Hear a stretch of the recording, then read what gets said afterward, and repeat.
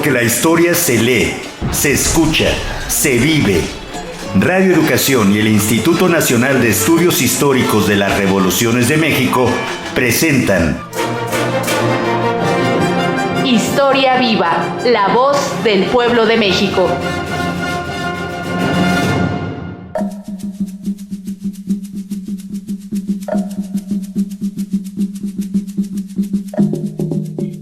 Es un gusto encontrarnos ya en Historia Viva, la voz del pueblo de México, una serie realizada por Radio Educación y el Instituto Nacional de Estudios Históricos de las Revoluciones de México.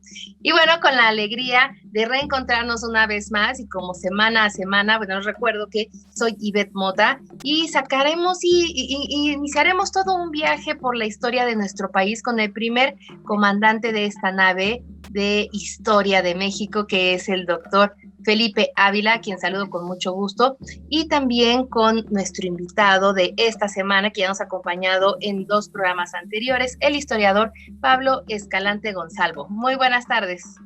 Buenas tardes, Ivette. Buenas tardes, Pablo. Buenas tardes, Felipe, Ivette, mucho gusto, muchas gracias. Es un gusto que estés nuevamente con nosotros, Pablo. Y bueno, pues continuamos hoy con la narrativa histórica en torno a la toma de Tenochtitlán y al proceso de conquista y colonización del que después sería nuestro México. Y bueno, esto recordando que estamos con las efemérides emblemáticas que se conmemoran a lo largo de este 2021, año de la independencia y la grandeza de México. Y bueno, ¿qué les parece si antes de entrar en materia vamos a escuchar la siguiente semblanza que preparamos para que ustedes conozcan estos datos biográficos de nuestro invitado, Pablo Gonzalvo Escalante? Y continuamos.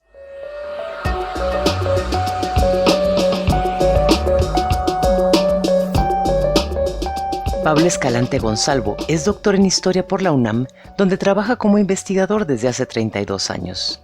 Se ha ocupado de la historia cultural del México central en vísperas de la conquista y en el primer siglo de la etapa colonial.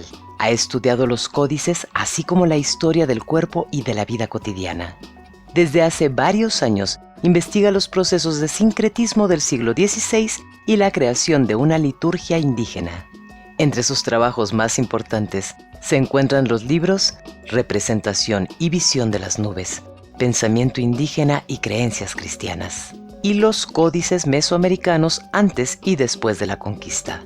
Además, es coordinador y coautor de la Historia de la Vida Cotidiana en México, del Fondo de Cultura Económica y el Colegio de México. Asimismo, es coautor de la Nueva Historia General de México y la Nueva Historia Mínima de México, ambas del Colegio de México.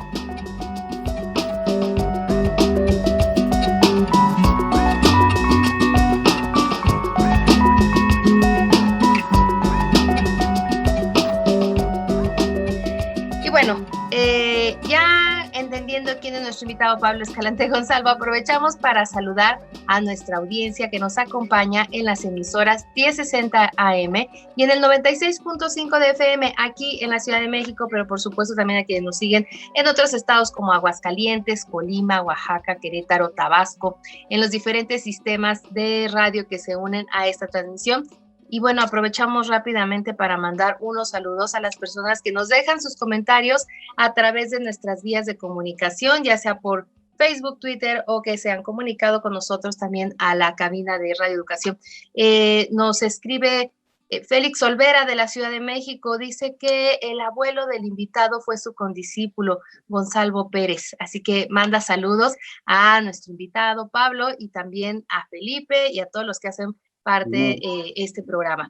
Nos escribe también Guadalupe Cristal de Xochimilco de la Ciudad de México y nos dice, nos manda felicitaciones por el programa, un abrazo para el profesor Pablo Escalante, dice que fue profesor de su hija Diana Peralta Cervantes en la Facultad de Filosofía y Letras y bueno, manda un abrazo caluroso y grande.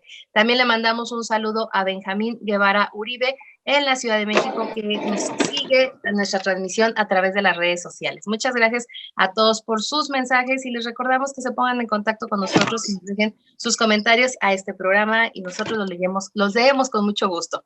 Y bueno, ahora sí, Felipe, en el programa pasado quedaron pendientes de profundizar en algunos temas y en esta mesa histórica sobre el análisis que debemos hacer respecto a la toma de Tenochtitlán y las secuelas que llevaron a la colonización de Mesoamérica en una etapa posterior. ¿Qué te parece si retomamos este tema y nos introduces a la conversación? Con mucho gusto, Ivette. En el programa pasado estuvimos platicando con Pablo acerca de la situación que había en las culturas mesoamericanas, las características principales de la Triple Alianza, que fue la situación con la que se encontraron los españoles y sus aliados mesoamericanos.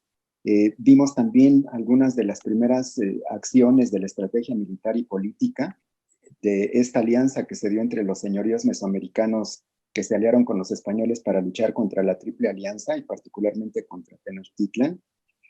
Vimos también muy someramente algunas de las primeras acciones militares, el avance de los ejércitos indígenas y españoles aliados antes de la batalla final contra Tenochtitlan, que culminó el 13 de agosto de 1521. Y bueno, en este programa vamos a platicar con más detalle, Ivette, acerca de cómo sucedió el cerco y la caída de Tenochtitlan, pero sobre todo también vamos a profundizar en el significado, en las implicaciones y las consecuencias históricas que tuvo ese acontecimiento que sin duda marcó el final de una época, pero que también, como todo proceso histórico, abrió un gran periodo de cambio con transformaciones y rupturas, pero también con continuidades importantes. Y cómo, a final de cuentas, pues lo que surgió a partir de ese 13 de agosto de 1521 fue un nuevo orden social, económico, político, cultural y religioso que vamos a platicar con más detalle en esta ocasión, Ivette. Gracias, Felipe. Y bueno, nuevamente le damos la bienvenida a Historia Viva a Pablo. Y bueno, retomando parte de las preguntas que quedaron pendientes en nuestro programa anterior, Pablo, cuéntanos cómo fueron sucediendo más bien los días de guerra desde el asedio a la toma de Tenochtitlán en este 13 de agosto de 1521 que ya nos menciona Felipe. ¿Cómo se vivieron para los originarios y para los conquistadores? Bueno, ¿cuánto tiempo duró esto y cuáles fueron los hechos más relevantes de este episodio histórico que tú mencionarías o enfatizarías? Sí, de nuevo, mucho gusto de saludar al auditorio y muy contento de estar en Radio Educación. Pues podemos referirnos entonces a esta etapa todavía militar de la conquista de Tenochtitlan.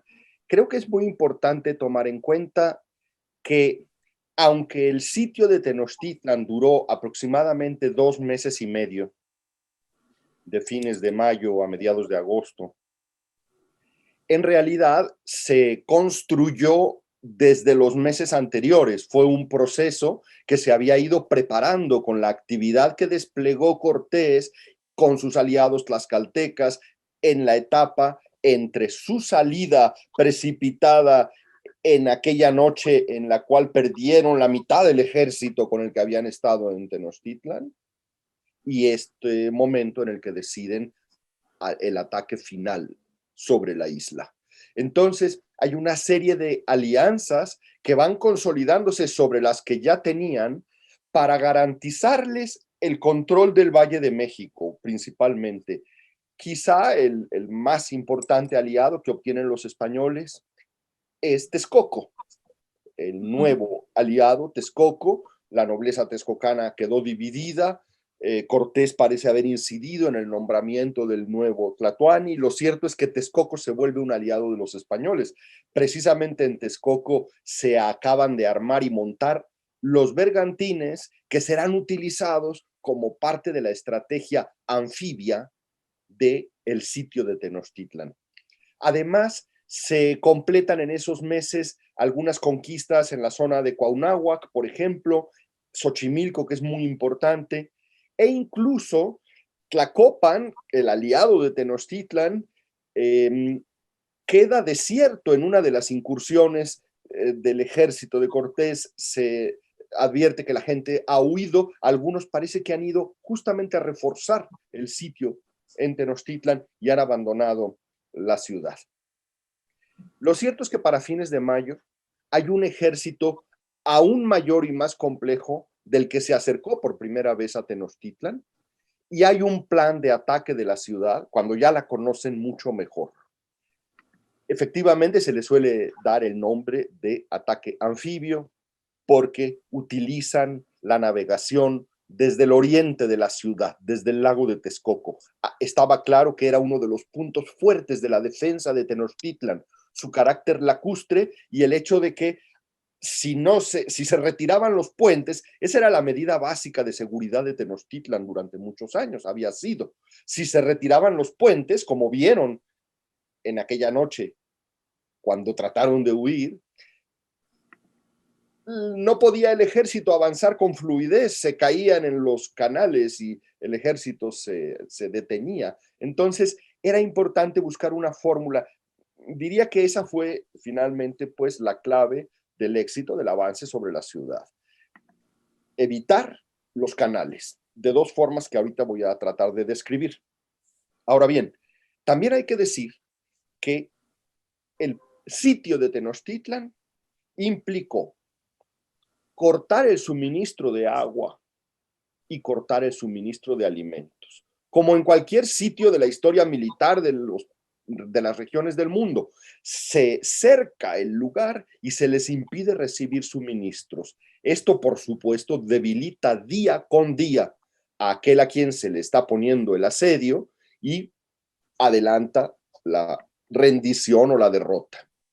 Los mexicas estaban con el abasto de agua y alimentos cortado, pero además con un agente biológico actuando dentro de la ciudad del que nadie tenía control y que fue devastador, que fue la viruela.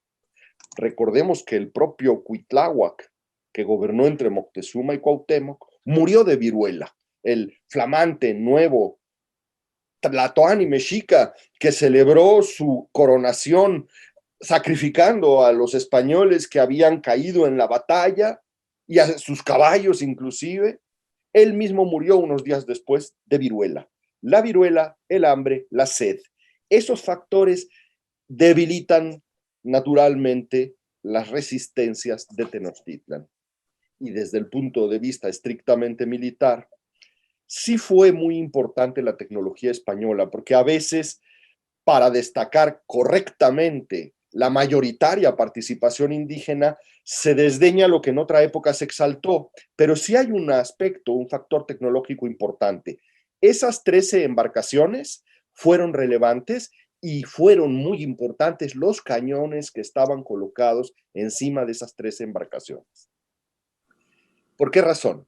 El avance de las embarcaciones con cañones fue permitiendo atacar atalayas, azoteas, tapancos, torreones, todos los puntos elevados en los cuales había flecheros del ejército de resistencia mexica podían ser atacados.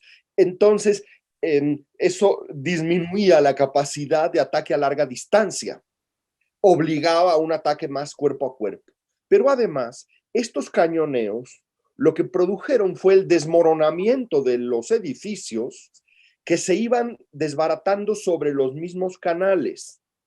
Muchos canales quedaron anegados por el desmoronamiento de la arquitectura y eso permitió que el ejército, los millares de tlaxcaltecas y otros aliados, totonacos, yates, cocanos, etcétera, avanzaran a pie como si no hubiera canales, y permitió también que los caballos españoles y sus propias piezas de artillería en un momento dado se aproximaran.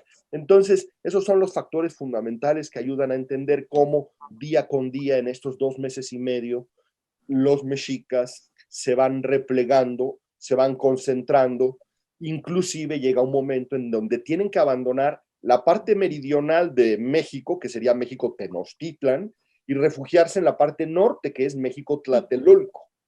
Y allí en Tlatelolco ocurren los últimos días de la resistencia. Parece ser que en 3 ocasiones distintas Cortés ofreció parar la ofensiva y pidió la rendición, a lo cual se resistieron los mexicas, hasta que finalmente ese 13 de agosto, según diversas fuentes indígenas y españolas, parecería que Cuauhtémoc estaba decidido a detener la guerra para salvar a lo que quedaba de la población mexica, y justo en el trance de presentar los términos de la rendición, es detenido, es arrestado o es detenido, es capturado, y viene aquel pasaje que nunca sabremos exactamente cómo fue, si es que le pidió a Cortés que lo sacrificara, lo cual evidentemente no era muy viable en términos de la lectura cultural que hacía Cortés de ese momento, o se le pidió simplemente que lo matara con su puñal allí mismo. Lo cierto es que Cortés tomó la rendición como buena y a partir de ese momento Tenochtitlan depuso sus defensas y quedó bajo el dominio de Cortés y en ruinas y con buena parte de su población ya extinta por la enfermedad y el hambre. Justamente, ¿qué ocurrió particularmente con las ciudades gemelas de Tlatelolco y Tenochtitlan?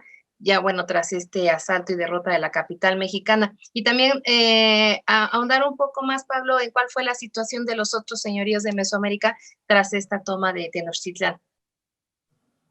Tras la toma de Tenochtitlan se aceleran los cambios y los procesos de dominación del territorio de lo que había sido Mesoamérica.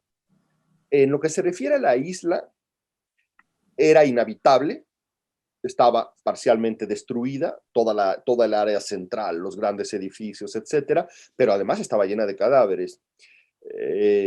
Y había una epidemia en curso. Entonces, se refugian, Cortés sitúa su sitio de gobierno, de administración en Coyoacán, y desde allí toman algunas decisiones, y una de las primeras decisiones es volver a Tenochtitlan, convertir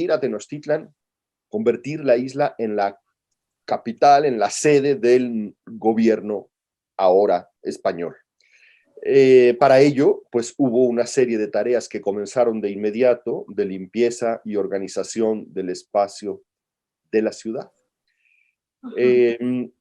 Lo más interesante quizá para la larga historia de México Tenochtitlan, es que quedó convertida en una ciudad doble, en una ciudad que contenía en su propia geografía realmente dos ciudades distintas en términos administrativos, políticos y culturales.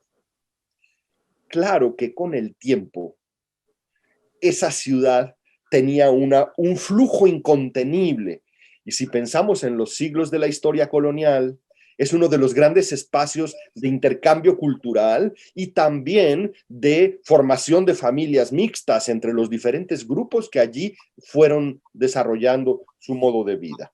Pero, en principio, y para efectos administrativos, había dos ciudades. La ciudad de los españoles, que se fue desarrollando en lo que había sido el área central de Tenochtitlan, donde habían estado los principales templos, palacios, la vivienda de la nobleza, la gran calzada. En esa zona se despliega el diseño, lo que será la traza de la ciudad de los españoles. Esa ciudad llega, para hacernos una idea, para el que conozca la Ciudad de México el día de hoy, pues llegaba por una parte hasta la Alameda en el occidente y por otra parte en el oriente hasta lo que hoy conocemos como Circunvalación.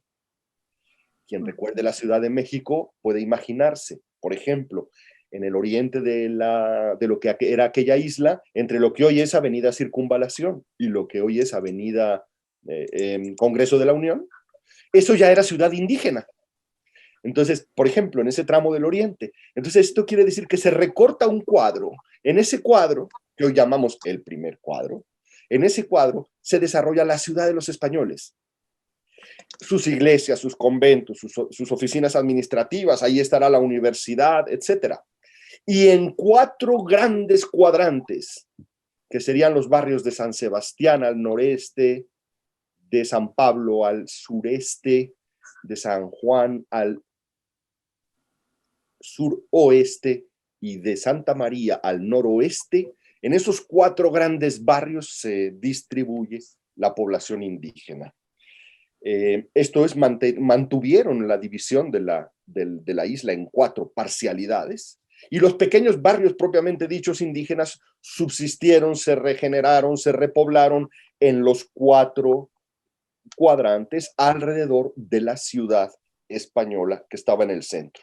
Tlatelolco subsistió como una ciudad indígena. En fin, cuando digo ciudad española, ciudad indígena, ¿qué quiere decir? Los españoles tenían su ayuntamiento, los indígenas tenían su ayuntamiento.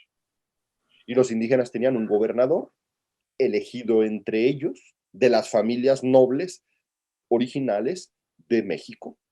Tenían su propio ayuntamiento. También Tlatelolco tenía su propio gobierno. Entonces hay un gobierno indígena con un gobernador, con un ayuntamiento. Hay un gobierno indígena en México, en Tlatelolco, y un gobierno de los españoles con su propio ayuntamiento, que veía sus propios asuntos sobre a quién se le daba un solar, quién iba a poner un molino, etcétera.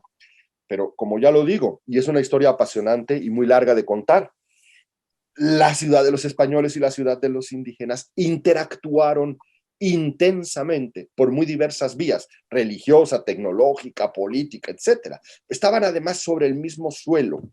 Ocurrieron disputas por el espacio, etcétera. Entonces, esto es lo que podemos decir brevemente sobre el destino de Tenochtitlan. Volver a ser una sede, una capital, un centro político de la región. Y no sé si quisieras que en este mismo espacio hablemos de la fortuna de otras conquistas o si lo hacemos en un momento más, como tú me indiques. Sí, adelante, por favor. Bueno, saliendo del Valle de México, la verdad es que muy poco después de la caída de Tenochtitlan, ocurrió la incorporación, la conquista y la incorporación al dominio español de señoríos que habían formado parte de la Triple Alianza. En un efecto relativamente mecánico, lo que había sido parte de la Triple Alianza con cierta rapidez pasó a ser parte de los dominios que ahora los españoles empezaban a conducir desde Tenochtitlan, desde el Valle de México. Entonces, cae pronto, relativamente pronto, los señoríos tributarios de la Triple Alianza y se incluyen también, se conquistan también algunos reinos que no habían sido parte de la Triple Alianza, como es el caso del reino purépecha o también el señorío de Meztitlán, que habían sido independientes, que no habían sido tributarios y que empiezan a ser, sin embargo, ahora parte del Imperio Español y quedan bajo el dominio español. Esto por lo que se refiere a los que pronto son incorporados, pero hay quienes ofrecen una tenaz resistencia a la conquista. Y esto es muy importante señalarlo también. Si bien en el centro de México hay una rápida incorporación de señoríos al dominio español, también hay en la antigua Mesoamérica algunas regiones que tardaron mucho en ser sometidas. Yucatán, por ejemplo, es un caso de resistencia tenaz. Realmente la conquista de los enclaves de la costa yucateca no ocurrió hasta 1550. Pero además, hacia 1550, aunque hay un sometimiento de enclaves indígenas en la costa de Campeche y de Yucatán, esto no quiere decir que se haya sometido la península en su conjunto, porque muchos de los pueblos del interior permanecieron insumisos y mucha población del litoral se introdujo en el corazón de la península, en la zona selvática, en el interior de la península. Y esa resistencia duró, como comentábamos el otro día, bueno, por ejemplo, el último señorío maya en la península de Yucatán, Tayasal, hasta 1697. Fue una historia de una larga resistencia. Luego, en el centro norte de México, por ejemplo, pues tenemos la guerra chichimeca, fue un proceso de ocupación con zafarranchos, con combates, que duró toda la segunda mitad del siglo XVI, entre 1550 y 1600, lo que es al norte del Mezquital, el Bajío, Sierra de Zacatecas, el Gran Tunal, por San Luis Potosí. Toda esa zona fue zona de guerra durante décadas, en un proceso lento de expansión. ¿Qué decir del lejano norte, digamos, Nuevo México, las propias regiones de Sonora y Sinaloa? Entonces, hay un muy largo proceso con diferentes acciones militares para ir alcanzando los límites de lo que después conoceremos como Nueva España y sus provincias, o las capitanías y luego provincias de la Nueva España.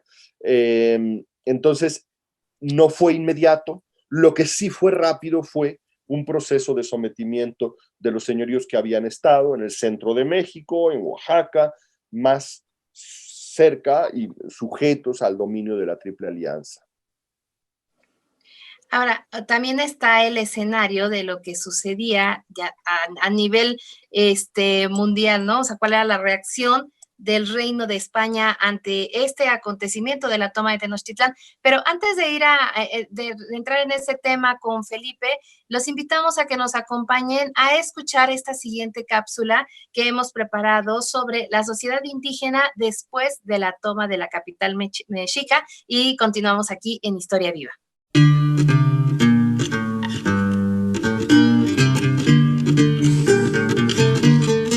La conquista de México Tenochtitlan fue el inicio de la colonización española en América. Así nació un nuevo orden social que transformó las relaciones geopolíticas y económicas entre las potencias al renovar el engranaje del sistema comercial por medio de la comercialización de la plata americana. La caída de México Tenochtitlan repercutió además en la cosmogonía de la historia mundial, mas no por ser un suceso histórico nacido de las acciones de un grupo de españoles intrépidos, sino porque fue un acontecimiento que transformó a Mesoamérica también, desde dentro, pues en él participaron los pueblos originarios y la reconfiguración de estos luego de la conquista. Antes de la toma de Tenochtitlan, cada uno de esos pueblos indígenas se reconocía como sujetos históricos particulares, siendo diferentes de sus vecinos y como poseedores de objetivos colectivos propios. Después de establecido el orden novohispano, muchos de esos pueblos apelaron a su alianza con los españoles para demandar privilegios tales como menores cargas tributarias o cesiones de terrenos y bosques.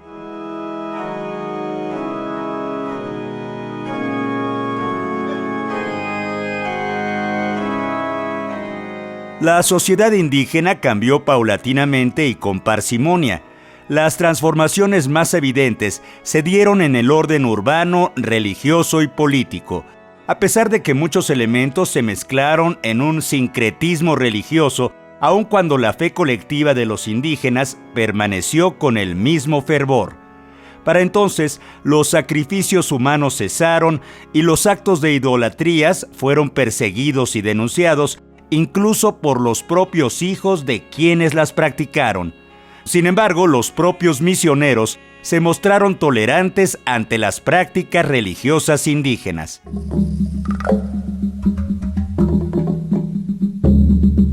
Los pueblos indígenas supieron adaptarse a la nueva realidad. Aprovecharon los nuevos recursos disponibles como las aves de corral, a las que se hicieron muy afectos, y se integraron a una sociedad compleja.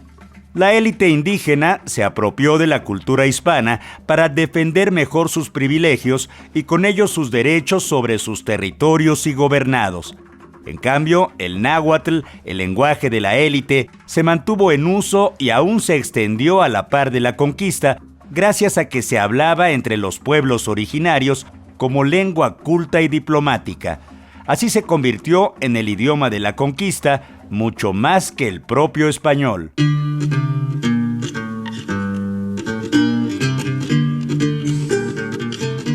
Una vez más, la conquista española se montó en las estructuras sociales mesoamericanas. La guerra y el orden social emergente fueron procesos en los que participaron tanto los pueblos originarios como los españoles, imprimiéndole una impronta común.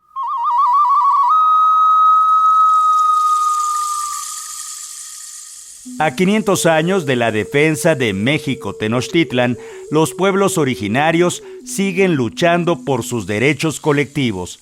Aún durante el siglo XIX, el Estado mexicano los enfrentó en guerras genocidas que apenas ahora se reconocen como tales.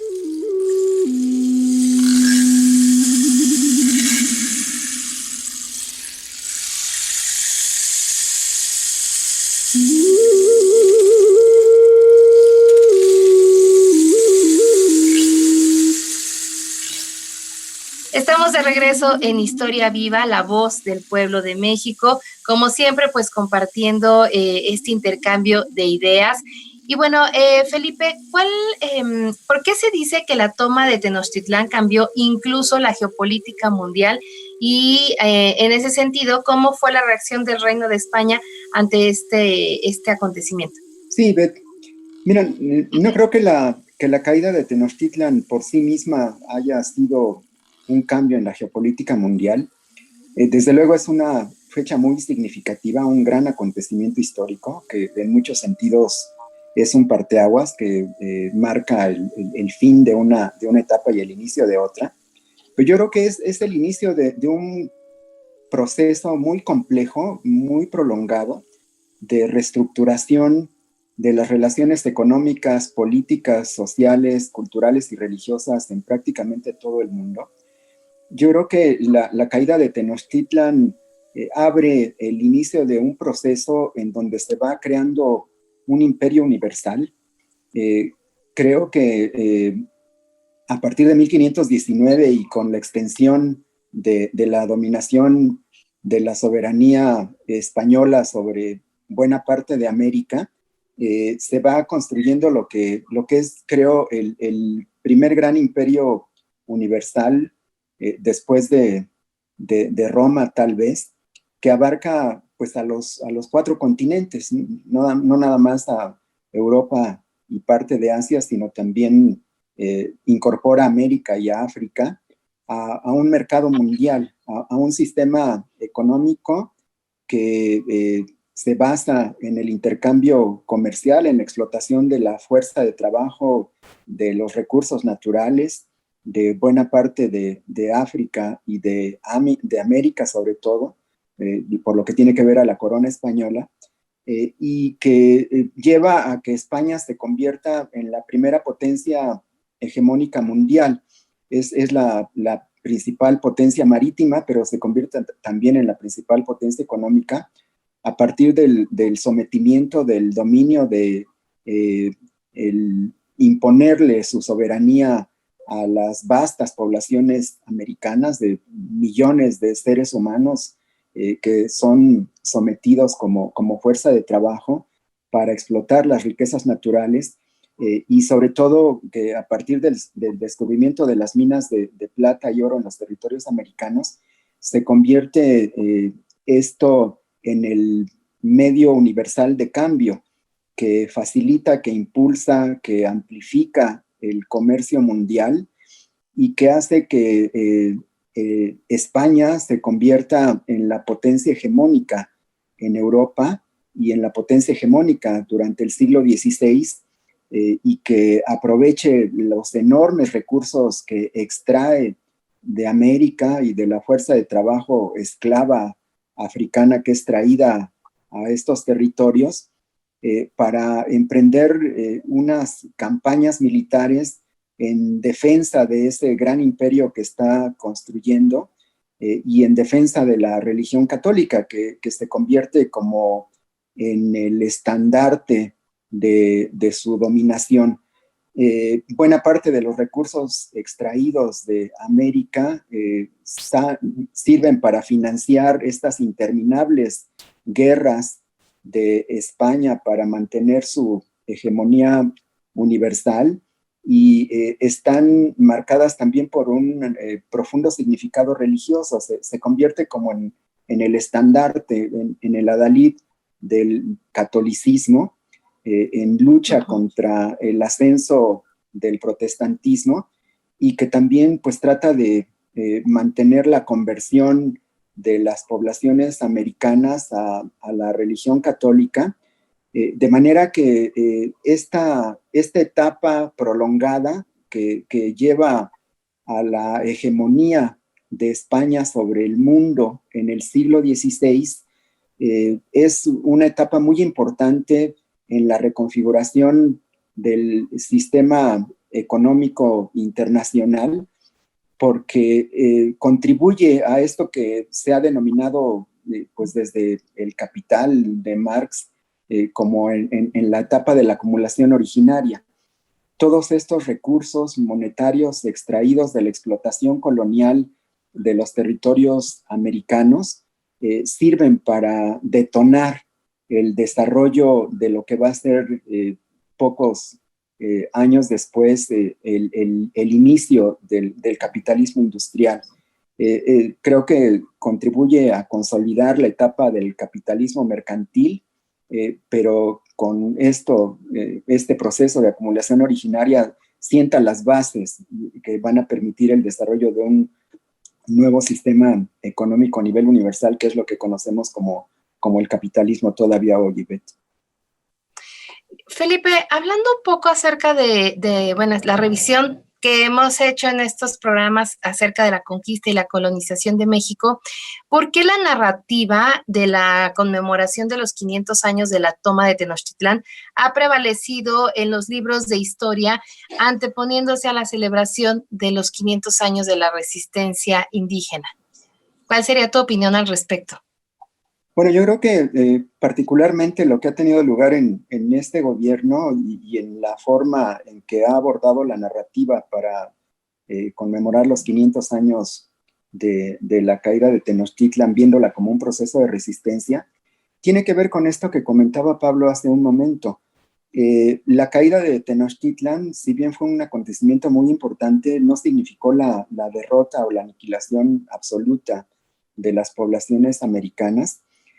Si bien es cierto que se impuso una soberanía, un dominio, una explotación, un despojo de los recursos naturales, un vasallaje y en algunos momentos también una esclavitud, de manera que quizás en términos generales, pues el significado objetivo de la conquista y de la colonización haya sido una gran tragedia demográfica, social, económica, política y cultural para las poblaciones americanas. Creo que al mismo tiempo lo que hay que subrayar es que las poblaciones originarias tuvieron una enorme capacidad de resistencia. No solamente enfrentaron el avance y la dominación y este proceso de subyugarlos por parte de los europeos con resistencias abiertas, sino incluso cuando habían sido derrotados y dominados, se mantuvieron formas soterradas de resistencia cotidiana a través de múltiples manifestaciones, de manera que el dominio y la imposición de un nuevo orden imperial no fue un proceso terso ni absoluto, sino que fue siempre un proceso lleno de conflictos, de contradicciones, de negociaciones, incluso de luchas. Pablo comentó hace un momento cómo lo que fue más rápidamente sometido fue el área central mesoamericana, pero que en las áreas periféricas fue mucho más complicado y que incluso durante los 3 siglos de la etapa virreinal fue un proceso que no concluyó. Todas estas resistencias de la guerra del Mixtón, de los Cascanes, la guerra chichimeca, todas las guerras apaches y comanches más en el norte de lo que era la Nueva España y también en el sur y sureste de este territorio, son quizá las muestras más evidentes de la resistencia armada, de la resistencia frontal contra este proceso de dominación y sometimiento. Pero creo que también hubo una resistencia que les permitió a las poblaciones originarias sobrevivir, reponerse a la catástrofe demográfica, reconstituirse y dentro del orden colonial mantener su identidad, mantener buena parte de sus costumbres, de sus creencias, claro, sincréticas, ya no tal y como estaban antes de la invasión europea, pero que mantuvieron fuertes lazos comunitarios, formas colectivas de trabajar la tierra, de repartir los tributos, de repartir los frutos de la tierra.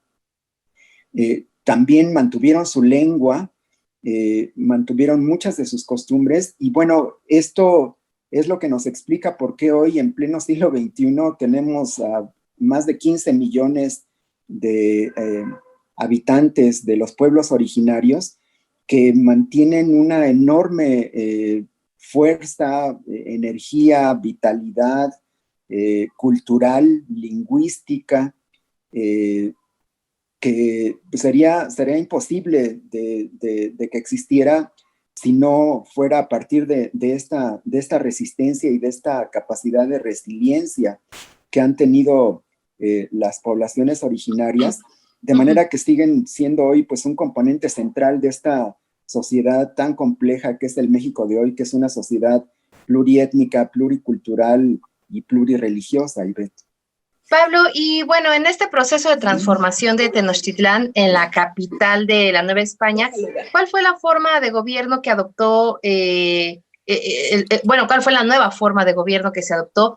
¿Cómo convivieron los indígenas y peninsulares socialmente hablando?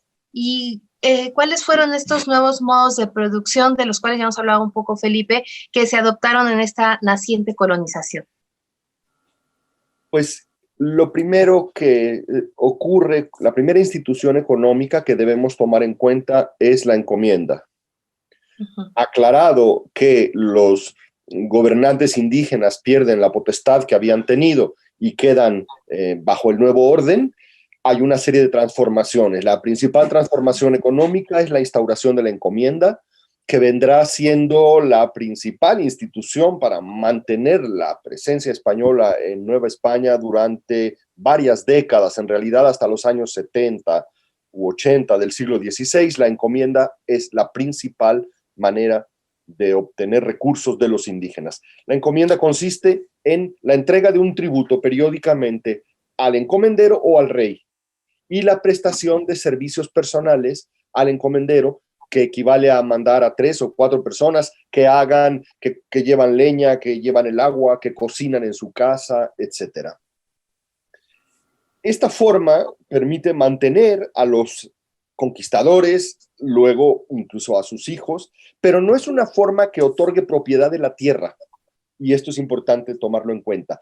En primera instancia, las comunidades indígenas conservan sus tierras y sus procedimientos tradicionales de cultivo, pero están obligadas a pagar tributo y servicios personales por medio de la encomienda.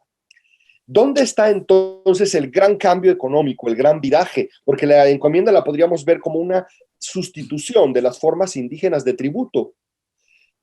Yo creo que hay un conjunto, son como 3 grandes procesos que ayudan a entender dónde está la fractura del orden indígena y el cambio colonial, que son la crisis demográfica, la reubicación de los pueblos y la práctica del otorgamiento de mercedes de tierra.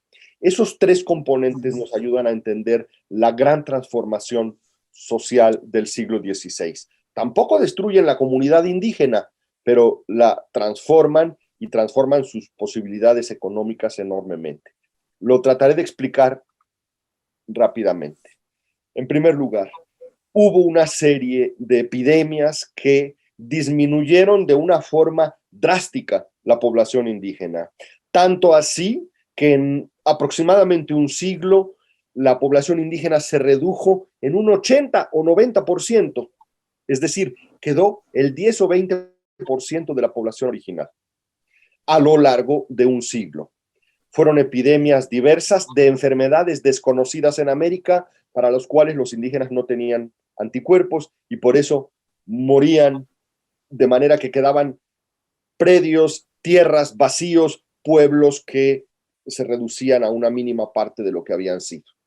Esta presencia de las epidemias justificó, facilitó la política del virrey, sobre todo Velasco, a partir de 1550, de reacomodar a los pueblos, de mover a los pueblos indígenas a nuevos asentamientos, nuevas urbanizaciones, en donde se les reunía junto con los que habían sido sus pueblos sujetos, y esto da lugar a que, cuando se reduce la población indígena y además se les mueve 2, 3, 4 kilómetros lejos del que había sido su centro político, entonces pierden la capacidad para controlar y para ejercer efectivamente el derecho de propiedad sobre las tierras que a los señoríos les correspondían históricamente, que eran suyas. con ese argumento de que las tierras habían quedado sin nadie que las trabajara, que eran tierras que no tenían quien las cultivara, la corona empezó a conceder mercedes de tierra. La merced de tierra equivale a que el rey se considera propietario universal de las tierras americanas, argumento que fue combatido por teólogos, por religiosos en la Nueva España, pero que privó como política colonial.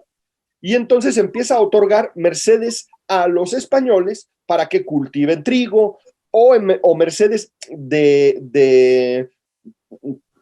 para tener ganado, estancias de ganado. Entonces, o para el cultivo o para tener estancias de ganado, los españoles fueron haciéndose de tierras alrededor de los pueblos indígenas. Esto quiere decir que, si bien los pueblos conservan su estructura, su propio gobierno a través de sus ayuntamientos, pero pierden una buena parte de los recursos agrícolas alrededor de las tierras comunales que van siendo entregadas a los españoles. Esta combinación creo que es definitiva para entender el cambio. También es un cambio de poder de alguna manera. El paisaje empieza a quedar compartido. Surge un nuevo panorama, digamos, agropecuario, en el cual los españoles empiezan a desarrollar lo que serán las haciendas, grandes propiedades de cultivo, pastoreo, etcétera, y las comunidades se quedan con otras tierras. Vale la pena decir que la rapacidad de las mercedes de tierras y la capacidad para apropiarse del territorio alrededor de los pueblos de indios, como les llamaba la legislación colonial, fue mayor cuanto más débiles eran los señoríos indígenas originales, cuanto peor era su relación, digamos, política con la administración colonial, pero también en cuanto menor presencia de los frailes tenían. Lástima que tenemos que decir todo esto muy rápido, a lo mejor en otro momento lo podemos decir con más calma, pero el punto es que donde había señoríos más fuertes, con una relación, con un pacto con la corona, por ejemplo, esos pactos que hicieron con Cortés, que hicieron en la conquista, etcétera, y en donde había conventos, sobre todo de franciscanos, aunque también de agustinos, había una protección mayor por los pactos y por la activa injerencia de los franciscanos y los agustinos, sobre todo, en la defensa de los derechos de las comunidades indígenas. En fin, estos son algunos de los cambios que puedo esbozar rápidamente, que van dando lugar a una nueva imagen del mundo bajo el orden colonial. Otro cambio, Pablo, bueno, hemos mencionado que si la sociedad mexica era esencialmente guerrera, pues hubo un cambio, ¿no? ¿Cómo se vivió también en este sentido? ¿Qué pasó con este aspecto militar durante la colonización del Valle de México y de las demás regiones de Mesoamérica? Es un gran tema que sería muy interesante que los historiadores abordáramos de forma completa. Tiene sus diferentes aspectos. En primer lugar, desarmaron a los guerreros indígenas. Esto era parte de la primera consecuencia de la conquista de Tenochtitlan y de la incorporación de los demás señoríos al poder español. Los guerreros indígenas fueron desarmados, pero de manera muy interesante, la cultura guerrera prevaleció, inclusive se incorporó a la vida religiosa y a la vida política de la Nueva España. Por otro lado, y paradójicamente, tuvieron que armar a muchas milicias indígenas para lograr avanzar sobre esos territorios insumisos desde un primer momento. Por ejemplo, toda la colonización del norte la hacen pequeños grupos de españoles, una vez más, acompañados de contingentes de tlaxcaltecas, claro que van armados y que participan en el proceso de dominio del norte. La guerra chichimeca es una guerra con ejércitos indígenas, y esos ejércitos indígenas tienen sus espadas, sus rodelas, los mismos elementos de guerra que tenían en la época mesoamericana. Cuando digo espada me refiero a la espada de obsidiana, y por lo tanto, lo que tienen que hacer las autoridades españolas es una paradójica combinación entre desarmar efectivamente a los indígenas en las poblaciones estables, ya cristianas, bajo la administración colonial, y dejarles conservar sus rituales guerreros, llamémosles así, y armar aquellos contingentes que iban a salir a la periferia en proceso de conquista, porque iban a ser los nuevos ejércitos de los españoles.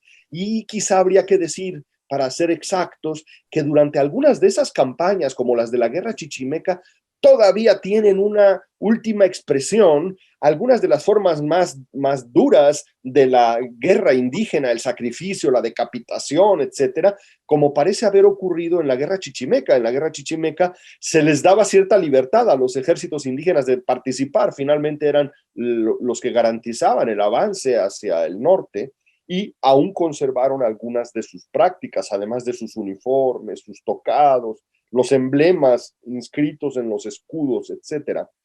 Así es más o menos un panorama dividido entre la colaboración militar necesaria y la pacificación inmediata tan pronto como se trata de pueblos establecidos. De hecho, se prohibirá a los indígenas tener armas en general, armas de fuego nunca, e incluso espadas tampoco, excepto que ya en la segunda mitad del siglo XVI, pues los llamados caciques, la nobleza indígena, adquiere el derecho de portar una espada, como más que nada como un emblema de su jerarquía. Gracias, Pablo. Pues ya nos quedan muy poquititos minutos, como siempre, pues siempre es un gusto platicar con Pablo y con Felipe y que nos lleven por esta historia de la conquista y colonización de Tenochtitlán. Felipe, ¿qué continuamos? ¿Con qué nos quedamos en este programa como conclusión y con qué vamos a continuar la siguiente semana? Bueno, como estamos viendo, Ivette, yo creo que es un proceso muy interesante, muy complejo, que hay que contar con mucho detalle.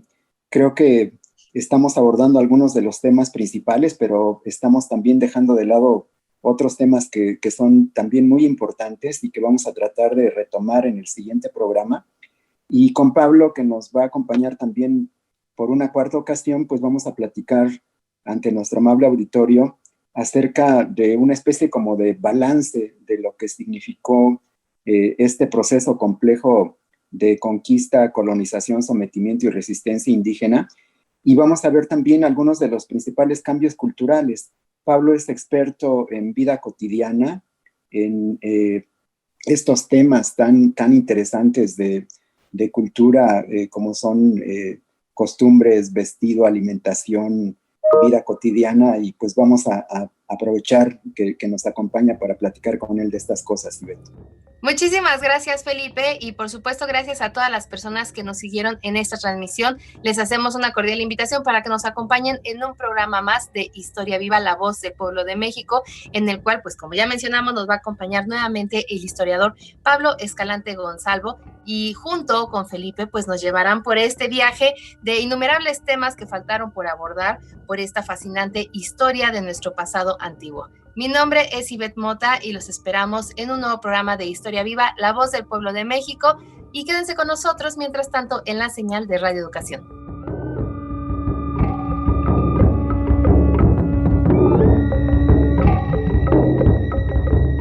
Participamos en este programa Oscar Guerra, José Ángel Domínguez, Laura Viadas, Alma Lilia Martínez, Salvador Castro, Daniel Librado Luna, Claudia Segura, Felipe Ávila, Ivette Mota, bajo la producción de Mario Ledesma.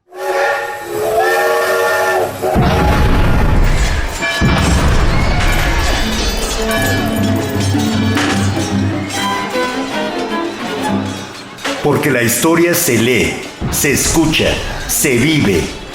Radio Educación y el Instituto Nacional de Estudios Históricos de las Revoluciones de México presentaron Historia Viva, la voz del pueblo de México.